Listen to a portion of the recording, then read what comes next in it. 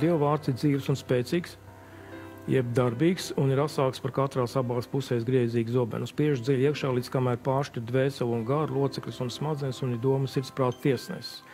Tiesa sākās ar draudzi, nu šī gadījumā redz, kur ir, viņš tiesā motivāciju. Viņš tiešām tiesā motivāciju, Pēterī saka, ka tiesa sākās ar draudzi, vai ne, un es domāju, ka šī gadījumā draudz netika tiesā tik daudz, vai nekā saka, rīcības dēļ, bet faktiski motīvu dēļ. Kāpēc tu dari to, ko tu dari? Ja?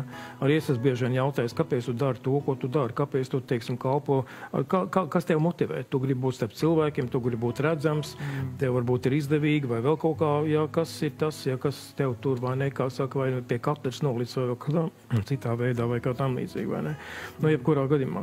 Bet Dieva vārds ir dzīves, tā ir viena lieta, ja, tas nozīmē to, ka redz, kas paliet, ja, viņš saka tā, ja, ka mani vārdi ir, vārdi, ko es jums saku, ir gars un dzīvība. Un kur lai mēs ejam, tev ir mūžīgās dzīvības vārdi. Ja, un tas ir interesanti, ka tas vārds, godīgi sakot, viņš ir nemirstošs, jo to runā pati dzīvība. Un pati dzīvība, kas ir nemirstoša, Jēzus Kristus personā. Tu iedomājies, cik unikāli, ja?